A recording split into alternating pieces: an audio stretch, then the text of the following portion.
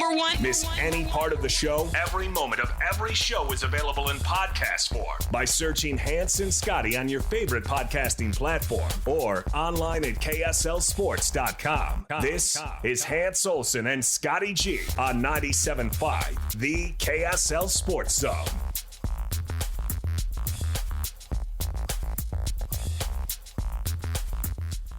.97.5, the KSL Sports Zone. Hans Olsen, Scott Gerard. It is time to talk football. Does this next guest, does he still hold the record for best-looking man in coaching? I think probably by a good country mile. Is it still? Good. Yeah. I'm glad to hear it. I mean, the hair's hanging in there. Everything's going well for this guy, especially when the defense is playing at that level they were last year. Jay Hill, defensive coordinator at BYU, kind enough to join us. How are you, sir? Hey, Coach. Oh, so good to be with you guys. How are you? Doing fantastic. Not as good as you, though. You guys. Whatever. Hans, I saw you last night just bouncing those pecs and just looking so just muscular and everything. You look like you were 20.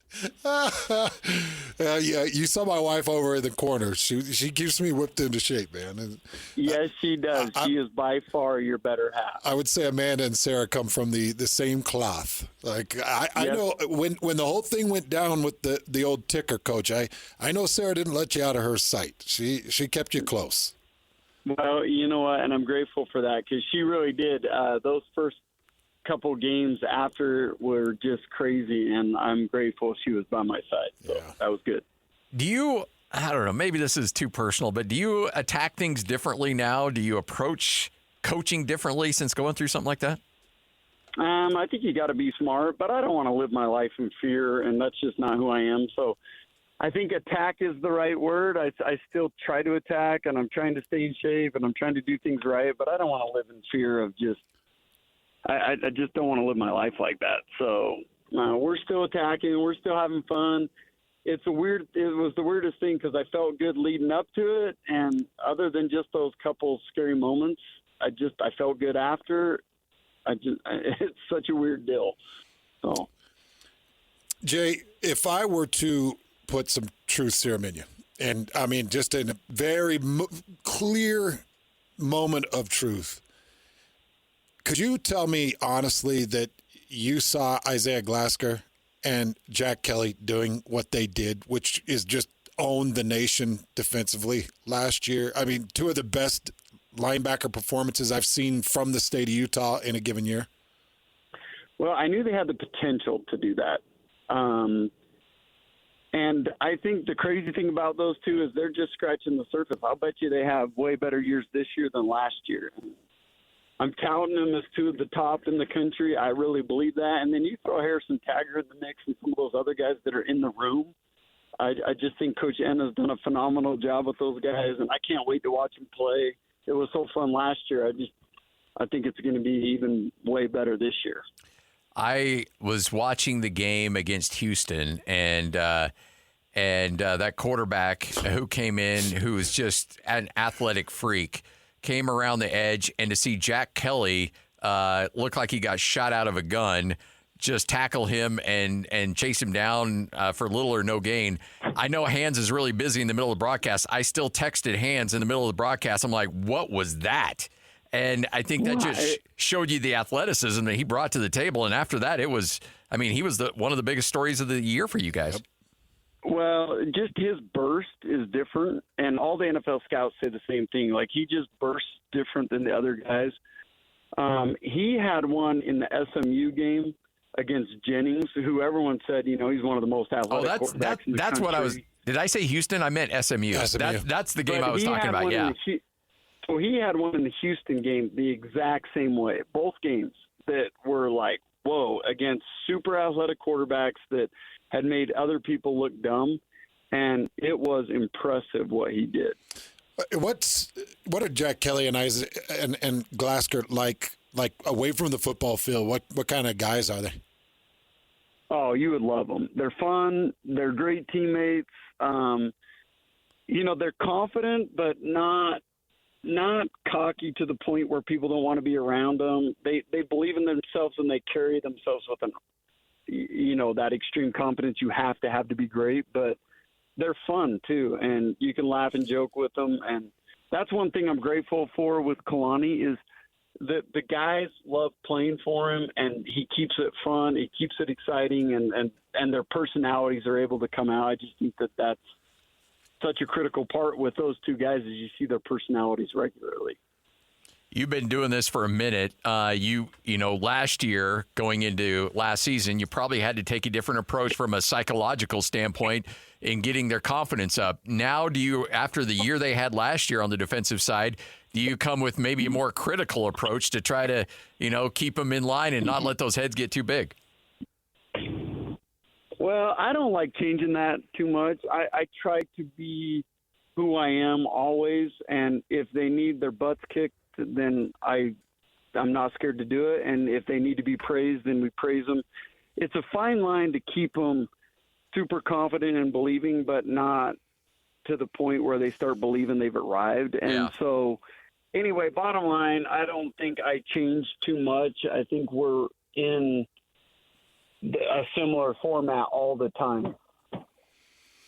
So I think one storyline that's been really interesting, especially right after the season ended, was how hot your phone must have been for a period of time, the level of defense and discipline.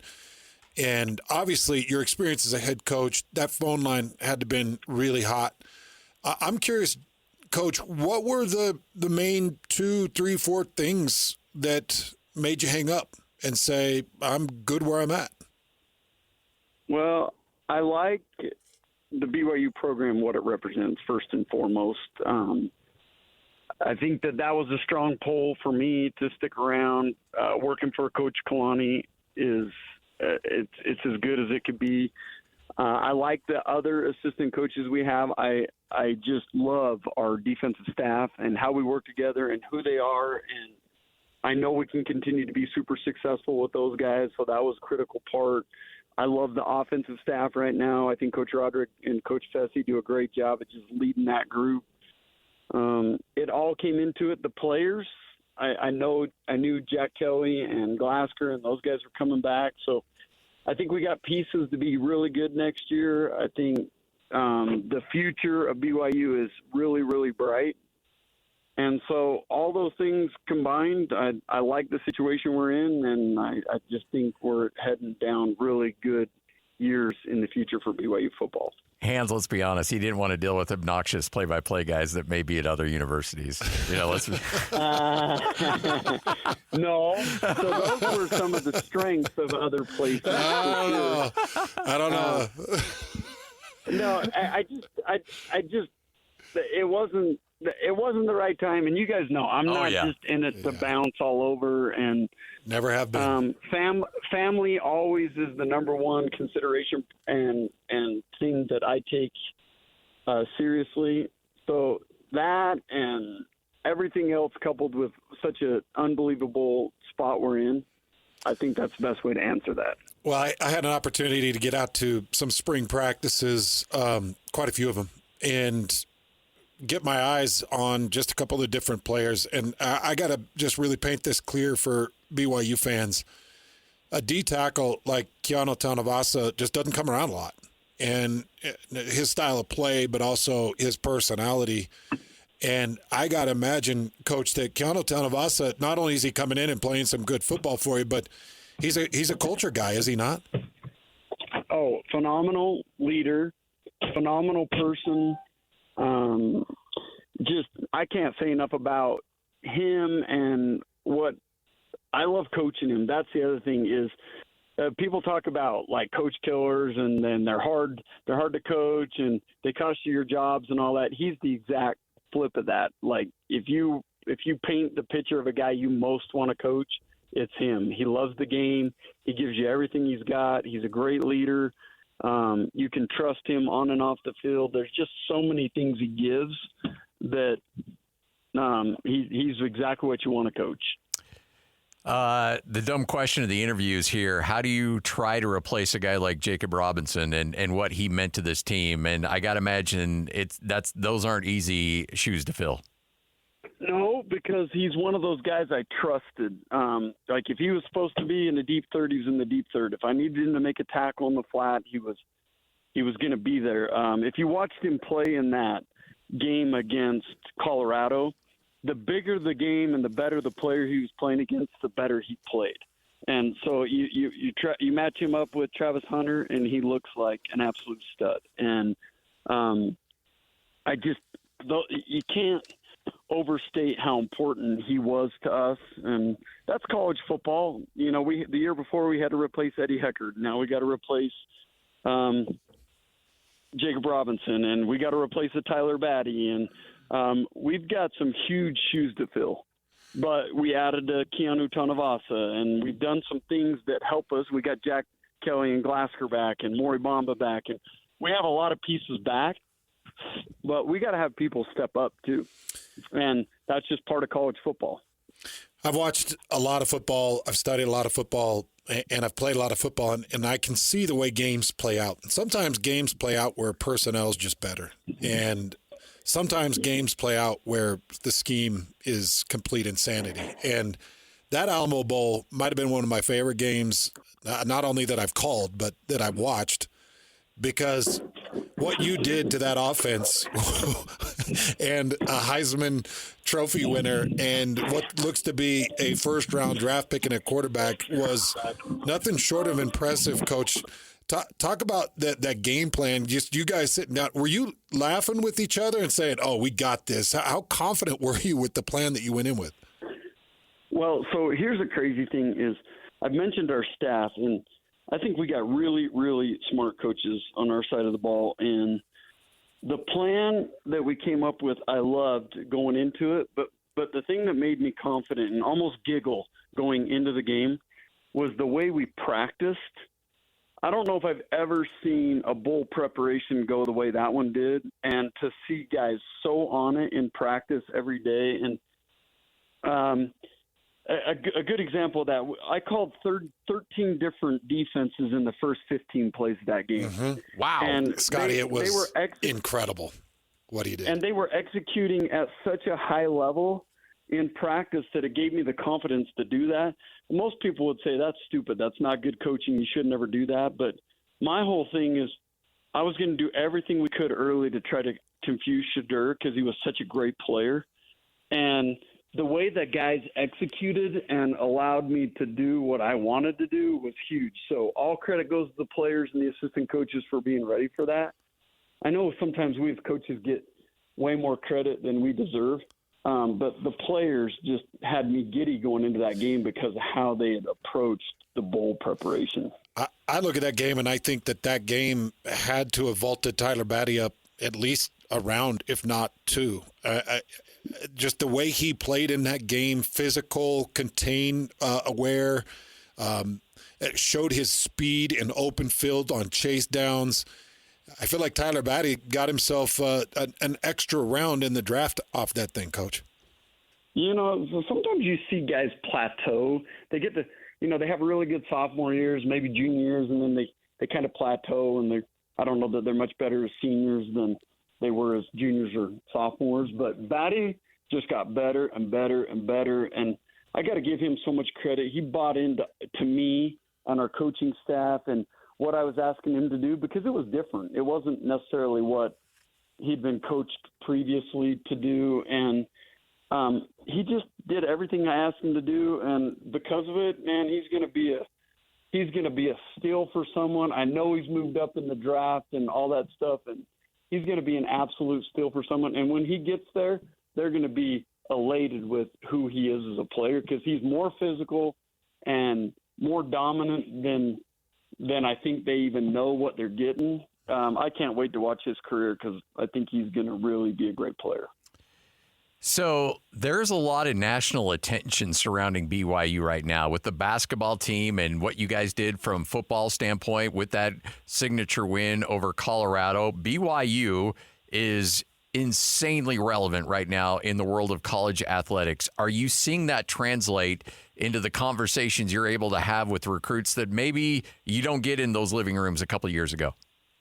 Absolutely.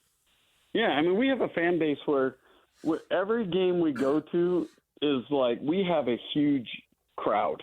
even on the road. And when we're at home, we have some of the best atmospheres in college basketball and football that there are. And when the recruits come to those games and see it, they want to be part of it. And the Big 12 has made such a difference in BYU recruiting and what we're all about.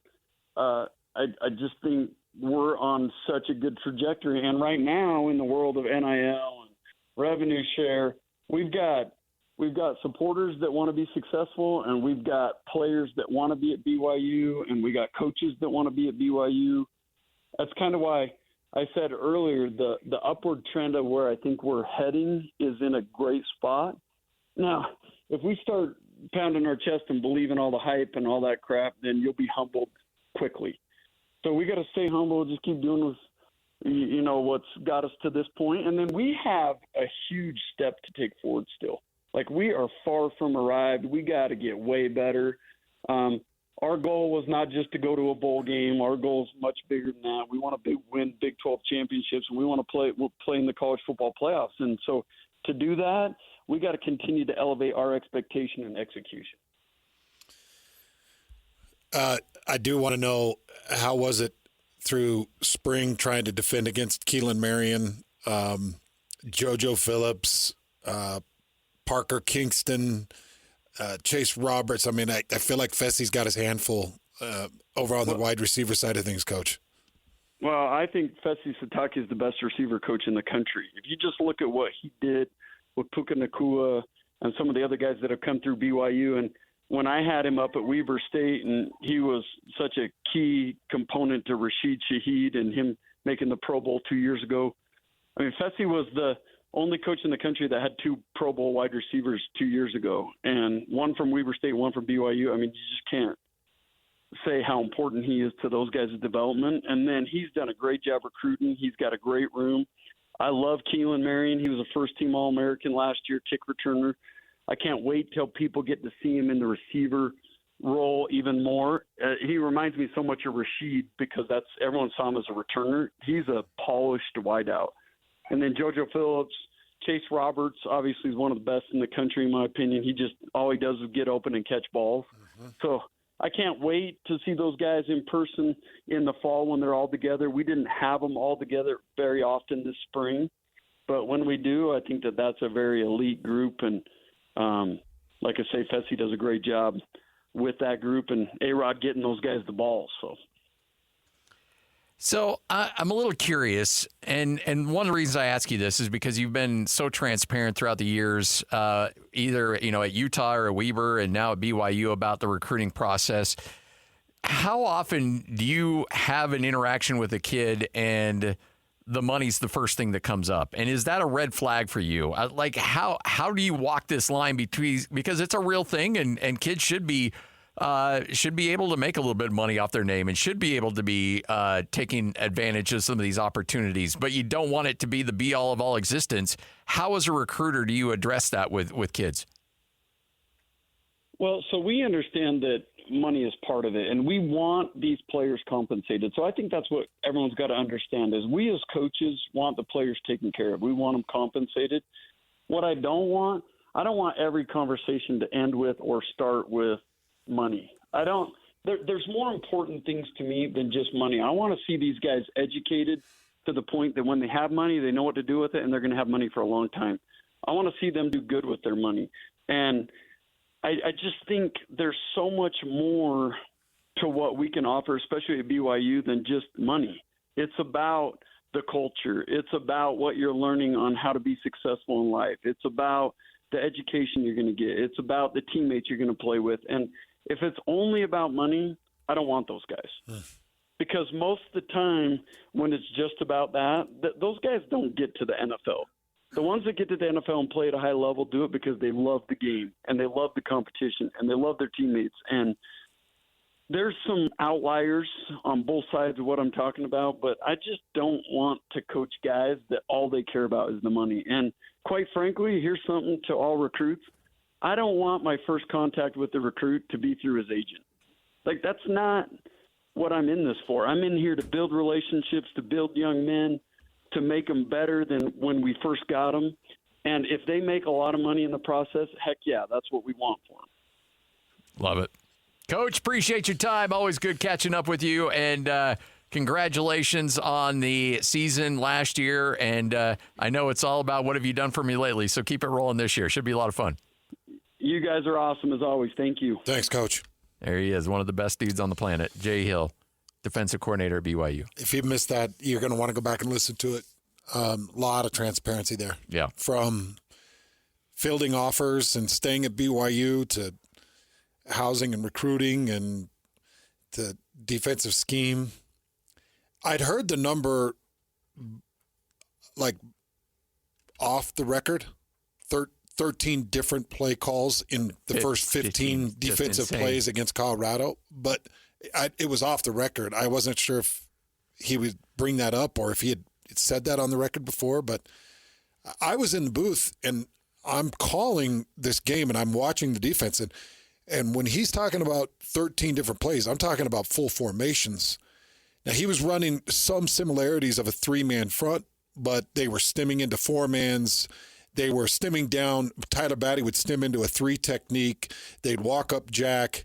Like, they did so many things inside that small little time set that Colorado offensive line was like, I don't even know where we are. What are we doing? And Shedur's head was spinning. Yeah, and he was running all over the place. He was running for his life and taking crazy hits. Yeah. And remember, Shedeur and Travis Hunter probably shouldn't even have played in the game, but they were like, no, we're going to come play and we're going to show these NFL scouts why we're the best. And they were shut down and it got ugly. Yeah.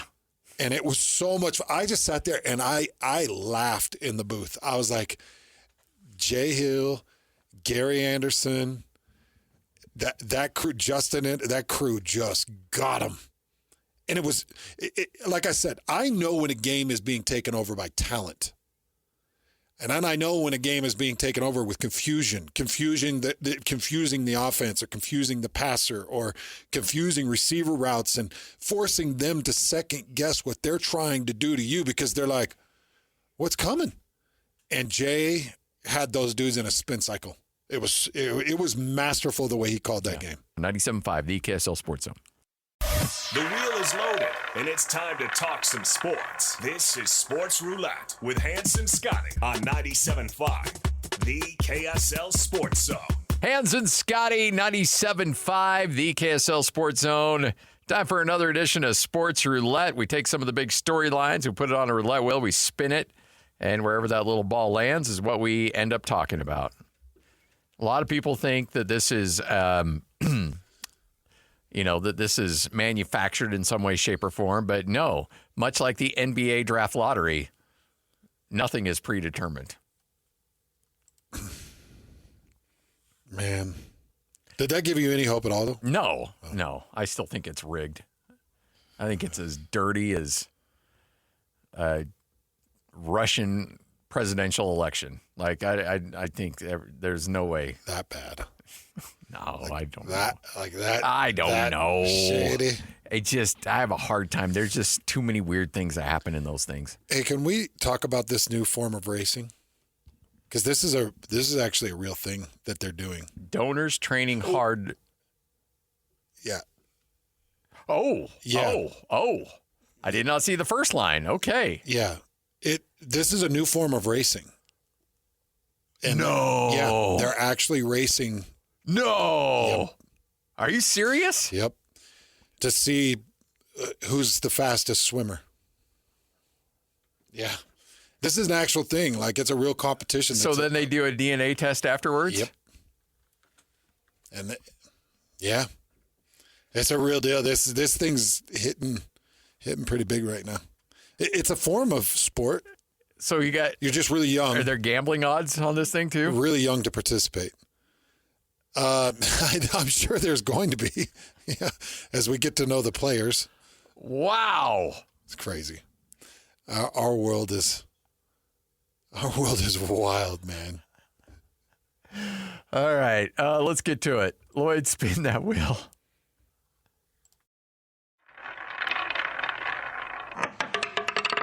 If Hans was a single MLB sideline broadcaster. Oh, boy. This got everybody all fired up. Let's go to the Atlanta Braves broadcast from the other night. Wiley, how are things up there at the Corona rooftop? Things are pretty great, Brandon. We're having a lot of fun up here at the Corona rooftop. Who do we got here? What's your name? My name's Lauren. Lawrence, all right. And I'm Kayla. Kayla, and you guys hang out at the rooftop lounge often? Once a year I come out to visit. Okay, well, we timed it pretty well. All right, good. How are you guys feeling about rooting for the Braves today? Oof, I don't know. I'm hoping for the best. What about you? Are you a Braves fan now? Not quite. Not quite. All right, I'm gonna go to work up here, guys. Good luck the rest of the way. Okay, Wiley. You got 4 innings to get the numbers. I'm on it. Get us some more Braves fans. All right, so they want me to get your number. They want you to get my number. I'm dead serious. They're saying in my ear right now. She didn't believe me because she thinks you guys are not. I'm making this up. Even if you guys weren't, I might use that in the future. That's actually a pretty good move. This is unbelievable. So the best part of this right now is that Wiley could totally be faking it. This might be the new move. Just walk around with a FanDuel microphone and an earpiece in and convince fans that they're actually on TV. I should have thought of this years ago. I am speechless. I got the number. We're good. I am without speech. First time. All right, so he got the number. So when you hear that, what are your thoughts? Or see the video on that? Score was 4-0. They were playing the Blue Jays. Yeah. And they were in Toronto. Yeah. And, you're trying to come up with some entertaining banter. Sounds like a single, and he's a handsome fella. Yeah. And it sounds like Kermit the Frog, but it's kind of a fun banter. Yeah. Back and forth. It's engaging. I think people would probably watch just to see, are they really going to do this? Wow, okay. My biggest issue is that he's an idiot. Why is he an idiot? He's an idiot because he's like, see, he had no game whatsoever. Like he was all, they want me to get your number instead of just doing it. No, just do it. Kind of had like the bumbling, like, they're making me do this, so I'm going to need your number. Like it wasn't very smooth. I don't know. I think it was so not smooth that it was kind of smooth. Okay. Maybe. Boy, if you thought, and then he's like, man, I'm going to use this in the future. It's like, if you're getting this girl's number, what are you doing? It's like, going up to a girl like, hey, look, I'm really sorry, but we've got a policy here at the club where I need to get your number to make sure you make it home okay. Oh, that's even worse. Who would do that? Or it's like having a police light, putting it on your car and pulling girls over and asking them for all of their information. See, I'm just saying there's different ways to get from point A to point B, and there's. I don't know who would do those. Which is more egregious. Hey, look, man, we're just guys out there trying to land the big fish. Well, and it's fun to watch. I mean, look, somebody's trying. All right, so. Of course, as everything is these days, all hell broke loose on Twitter because one of the members of the broadcast crew retweeted this clip and said, hey, our guy here setting a new standard for sideline broadcasts. Everybody's having a good time, right? Well, guess what? How dare you? So many people are responding and saying if this was the roles were reversed, if a woman did this and asked for a guy's number, she'd be fired on the spot. There's no way. This is a horrible double standard. Oh, and then the public outcry has been horrific on this. People were like, how dare you soil the journalistic integrity of a baseball game? Shut up. You have an integrity to uphold. It's like, nah, we're in entertainment. Well, yeah, this is all we're doing is full-blown entertainment. We're not here. I mean, some of the conversations get hard because coaches get fired or players do something really dumb or something happens and we got to have a bit of an opinion and it gets not fun. But Scotty and I wake up every morning thinking, how can we put a smile on somebody's face? Yep. My ultimate goal is to make you or Lloyd at some point in the show laugh. Yeah.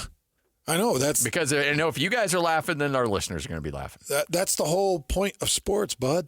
Yeah. And, what I hope now is that we get to follow along on this journey and we eventually see a wedding between these two that's conducted during the broadcast. Yeah. Like, have fun with it. Follow them on their first date. Yeah. Have their first date be part of the broadcast. Yeah. And I would watch just to see, well, how's this progressing? Exactly. But, to the point where the thought of if a woman did this, if a woman flirted with somebody on air from a journalistic standpoint, they'd be fired immediately. No way you'd ever see a woman be able to do anything like that. Well, I'm going to take you to Kay Adams interviewing Shams on a broadcast. I'd say this is about a year or two ago. I knew what I wanted to do. Yeah. Driving to Milwaukee, Indiana to cover games and like missing out on social life, missing out on school life. So yeah. So when we have kids, I'm kidding. I'm totally kidding. When you have kids, are you going to encourage? I know, obviously, but you're going to encourage just follow your dream, that would be your advice. So when we have, when you have kids, yeah, just and by the way, the flirtation nature between those two have been going on forever. Yeah, and guess what? Nobody blinks an eye. No. Do we have a good laugh about it? Yes. Is it funny? Yeah. Yeah. Do I think less of her as a journalist or less of this guy as a so-called No. Because I didn't think of him as journalist to begin with. No, but you know what it does do is it creates a storyline. It does. It creates a storyline. How much fun did we have with the Shauna Lake peanut butter sandwich thing? What do you think about this kind of sex symbol thing you're getting? I don't know. People say that you are an Ashton Kutcher lookalike. There's a lot of ladies in our newsroom who have lots of interesting questions for you. Uncomfortable is a good word, especially, on camera. Especially right now? I want to be known as a basketball player. I want to be known as someone who plays hard and who plays well. And that's what I want. When people talk about me, I want them to talk about that, Inquiring minds want to know, are you single? Do you have a girlfriend? There's so much more in there, by the way. I know. There's about 45 seconds left. Yeah, I forgot how great that is. It is literally one of the most, because, he's like swatting away, like, I want to talk about basketball. So, are you single? Like, she was plowing full speed ahead, like, we're going to get to the bottom of this. So where are you living? Whether you want to or not. What apartment are you living in? What's the code to get into your building? Never forget, sports is supposed to be entertainment. Yeah. It's not. Yeah, there are some things that get a bit journalistic, and you got to be somewhat of a digger to find certain numbers on NILs and things like that, but it's surface stuff. Yeah. And a guy hitting on a girl on a broadcast, it's all pure, it's simple, it's fun. Yeah. To me. Like pulling somebody over with a police light. Oh, well, that's nothing illegal. Or talking into a fake mic in your cuff. All right, 2:52. Hans and Scotty, 97.5, the KSL Sports Zone.